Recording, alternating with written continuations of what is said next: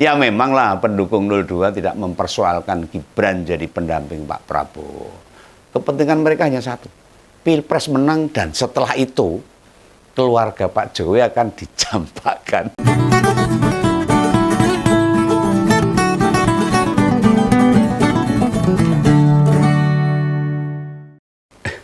Wah, ini ada kabar baru nih dari Partai Ciamik Indonesia nih.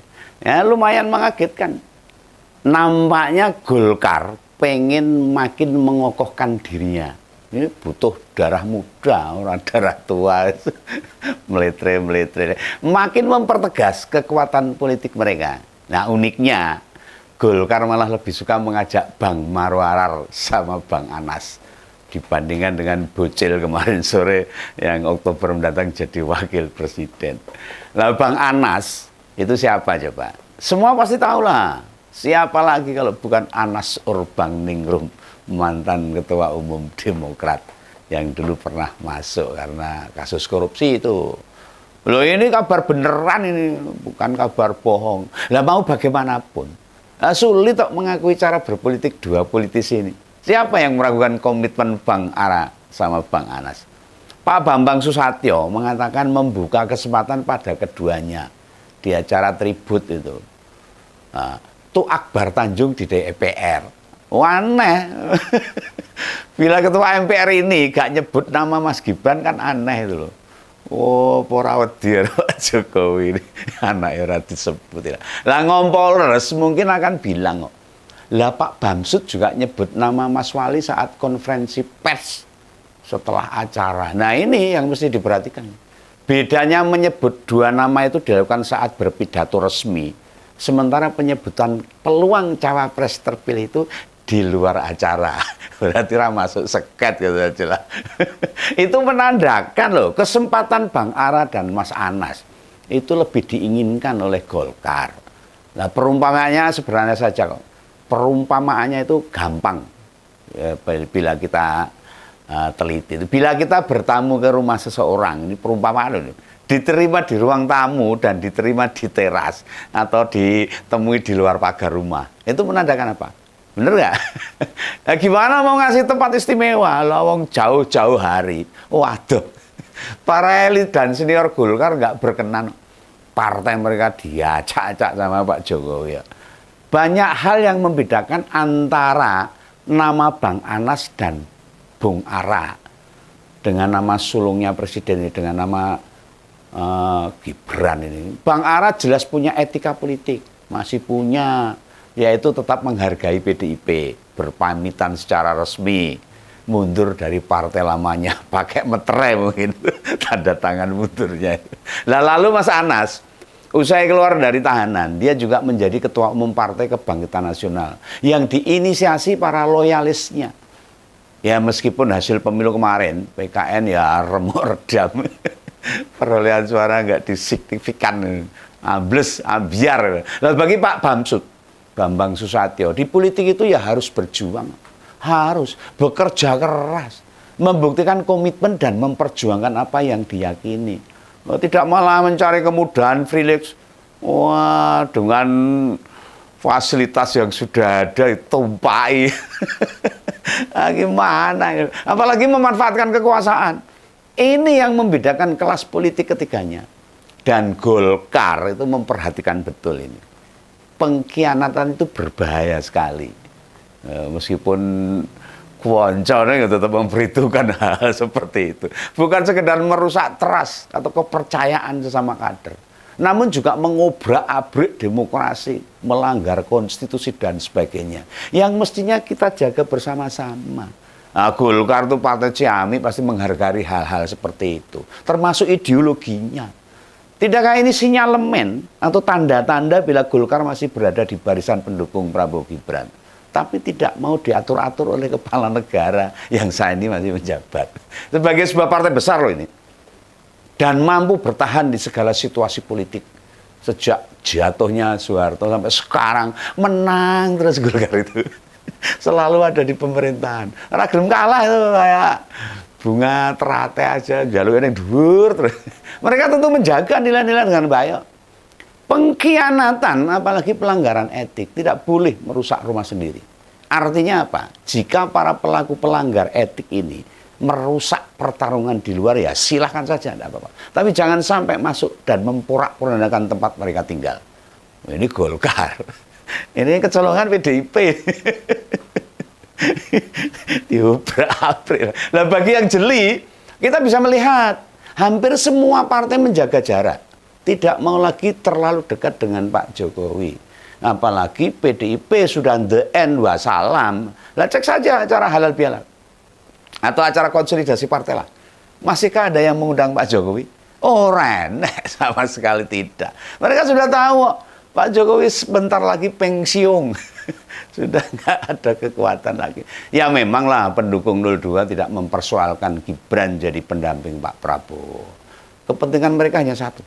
Pilpres menang dan setelah itu keluarga Pak Jokowi akan dicampakkan. Ini kira-kira seperti itu. Ya, semuanya analisanya seperti itu, bukan hanya Begawan aja. Nah, misalnya ada yang bilang ini, bukankah PAN dan Golkar pernah menyatakan mereka membuka diri pada presiden untuk siap menampung, untuk jadi ketua umum? Itu hanya formalitas belaka, ben seneng. Kenapa saat acara-acara formal partai? Setelah Pilpres ini, tidak ada satupun yang mengundang kepala negara itu. Ini jelas keanehan yang luar biasa. Oh, ini politik ya gini inilah. Ya, sementara acara mereka hanya melibatkan capres-cawapres terpilih, sing besok akan berkuasa. Bertarung frontal memang belum dijalankan. Sebab mau diakui atau tidak, Pak Jokowi masih presiden saat ini, sampai sekarang ini, sampai Oktober nanti. Jadi mereka tetap harus hati-hati, waspada, dan santai-santai itu. Nggak frontal lah. Nah, kekuasaannya masih ada hingga 5 bulan mendatang. Masih berbahaya kalau dilawan. Nah, perlawanan partai pendukung 02 akan makin nampak nantinya. Setelah pelaksanaan upacara HUT kemerdekaan RI yang ke-79. Umurnya Indonesia wis 79 tahun, Bung. Loh, ini bukan soal sok tahu loh. Ayo, Begawan bukan sok ngerti dan sok paham. Semua prediksi atau perkiraan bisa terlihat jelas. Itu di berbagai acara formal resmi itu. Hingga acara kenegaraan. Oh, lawang Pak Jokowi itu wis gak pernah lagi ketemu 4 mata. Bukan hanya sama ketua-ketua partai pendukung pemerintah loh. Bahkan berdua saja sama Pak Prabowo. Belas nggak pernah ini. Ini saya lihat ini berarti saya golek ini. Apa nih ketemunya Pak Jokowi sama Pak Prabowo? Nggak pernah sekarang. Nah, yang terbaru, meski sama-sama acara di World Food Forum, ada foto atau video keduanya tersebar. Nah, malah kesebar waktu presidennya nyambut Mbak Puan. Sementara dulu itu saat masih berhubungan baik dengan PDIP, gak kehitung tuh berapa kali perjumpaan Pak Jokowi sama Bu Mega. Lah makanya Pak Jokowi dan Gibran sekarang ini lagi mumet, pusing, keluh dan sebagainya. Tak akan dapat keistimewaan saat kekuasaan sudah dipegang oleh Pak Prabowo. Lah, ada yang nanya, bukankah Pak Prabowo menginginkan presidensial club sebagai ajang ngumpulnya para mantan? Lah memangnya jika hal itu direalisasikan dan jalan, Pak Jokowi masih punya mental ketemu sama Bu Mega. Oh iya, pasti pekewo ya nggak belas loh, pasti malu dan takut lah. Sinyalnya itu kan kelihatan loh. Peluang dan pengakuan kiprah politik Gibran hampir tertutup. Nah sekarang gini, waktu nyebut nama Bang Ara dan Bang Anas di acara yang diadakan di DPR. Kenapa? Nama Mas Budiman juga tidak disampaikan. Ada apa ini? Nah, soalnya Mas Budi itu orang ideologis. Dia tidak akan cocok di Golkar. Neka ditawari, umpama ini. Wow, bisa membahayakan mantan PRD. Ideologi Mas Budi hanya cocok sama PDIP sebenarnya. Ayo cek saja. Partai lain apa yang menawarkan kesempatan? Lah ora toh. Nek kelasnya Gibran. Semua pihak sih mengembuka diri karena masih jadi anaknya presiden. Mangaknya bahasa Jawa nih, manggake gitu. Mangga itu mempersilahkan bahasa Jawanya. Mengapa beda? Ideologinya itu gak jelas. Penting pokoknya ada kekuasaan, pokoknya mimpin. Orang-orang model begini nih ya akhirnya mudah ditaklukkan. nggak punya ideologi, ya, mudah terombang-ambing. Nah sekarang terlihat kuat kan, dan punya posisi tawar. Ya mergo bapaknya masih menjabat presiden. Nah, coba nanti setelah Oktober, apa yang nawari? Begitu sudah serah terima jabatan, kabel langsung menutup diri, tertutup dan bakalan terbuang. Oh, keleleran. Gelandangan politik. Jangan dikira loh, perjalanan dan apa yang terjadi di Pilpres kemarin itu tidak membuat prihatin banyak partai. Semua ini prihatin, cuma ditutup-tutupi. Nah, kalau Begawan ora iso nutup-nutupi, buka aja. Karena masyarakat harus diberi pemahaman. Dukungan ke Gibran saat Pilpres lalu, ya murni disebabkan oleh bapaknya yang masih punya kuasa. Iya ndak? Ini diakui atau tidak? Masih bisa intervensi, masih bisa pakai duit negara. Masih bisa ngobok-obok KPU, bisa ngobok-ngobok MK dan sebagainya. Buat memenangkan Pilpres. Oh ya ini, Pak Jokowi perintahnya masih diikuti para anak buahnya. Ya pasti, masih punya kuasa. Kadang memang saat orang pegang kuasa itu, bisa jadi gelap mata. Sulit membedakan mana yang benar, mana yang salah. Lah anak buah apa berani membantah perintah? Oh iso dipindah. Iso ciloko lah. Ya, contoh cetok welo-welo aja tuh. Ya kasusnya Pak Yassin Limpo itu. Korupsi ini ugal-ugalan. Edian-edianan ini. Apa tidak jadi omongan di Kementerian Pertanian? Wes dipastikan jadi omongan. Pasti itu jadi rasan-rasan. Nah, itu kok nggak dilawan? Nah, piye memang lawan? Begitu tidak dituruti mereka bisa ditelepon, diomelin. Anak buahnya yang akan melaporkan pindah.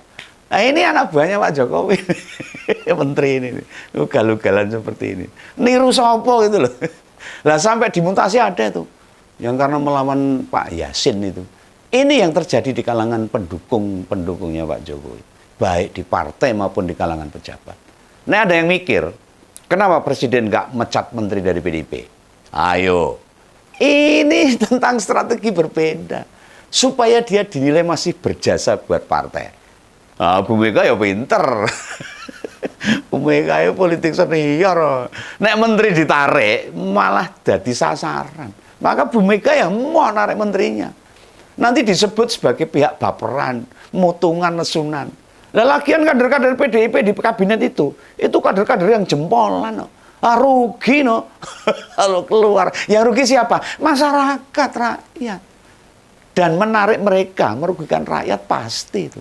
Termasuk pemilih-pemilih PDIP yang dulu jumlahnya 20% lebih. Justru mereka masih di pemerintahan membuat Pak Jokowi pergerakannya terbatas. Karena mereka orang-orang yang punya ideologi, punya komitmen, punya integritas tuh. Menteri-menteri dari PDIP. Tidak bisa semuanya sendiri. Nah sekarang, misalnya Mas Anas dan Bang Ara beneran ini gabung Golkar. Yang ketakutan tuh bukan PDIP, bukan Mbak Mega, tapi malah Pak Jokowi. Orang percaya, nah kita tunggu aja perkembangan politik selanjutnya. Tunggu aja nanti buktinya. Gitu ya, salam kawan, salam ngobrol. Dadah.